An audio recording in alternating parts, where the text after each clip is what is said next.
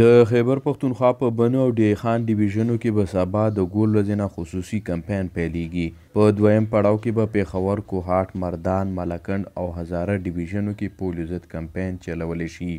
په بنو، ډی خان، ټانک، لکی مروت، شمالي او جنوبي وزیرستان شپږ ضلعو کې به د فروری 21 نیټې نه تر 28 نیټې پورې کمپاین چلولی شي. دغه کمپاین کې به 9,80,5 کالو نه کم عمر ماشومانو ته پولیو ضد څاڅکي اچولی شي. په جنوبي ضلعو کې د خراب امنیت صورتحال او په چاپیریال کې د پولیو وایرس موجودګي هغه ستونزې دي چې پولیو وایرس مخنیوي په لار کې خنډانونه سیوا کړي دي.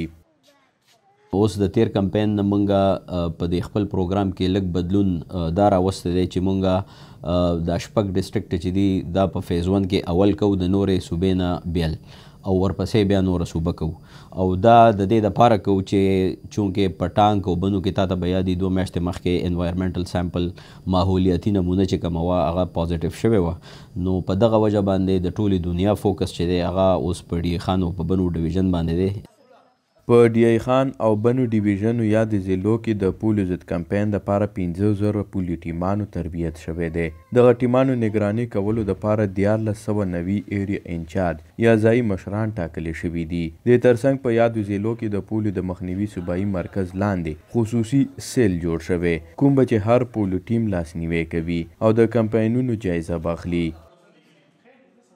او هغه به تر روانو شپږو میاشتو پورې به دا کسان هلته پراته وي او لاسنیوه به کوي د ضلعي حکومت او د ضلعي د صحت چې کوم مشران دي او هلته چې کوم د پولیو پروګرام دغه دي کسان دي د هغې لاسنیوه به کوي، هغې ته به رهنمایي ورکوي او په ښه توګه به زمونږ دا کمپینونه چې کوم دي دا به انشاءالله هلته عملي کوي.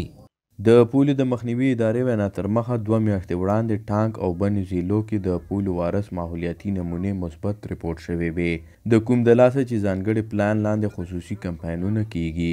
د خیبر پښتونخوا په پاتې ضلعو کې به د 28 فروری نه تر 4 مارچ پورې د پولیو مهم دویم پړاو کیږي چې پکې به خواوشا 5.5 میلیونه ماشومانو ته پولیو ضد څاڅکي اچولی شي. شاهین افریدي، وایس اف امریکا، ډیوا، پیښور.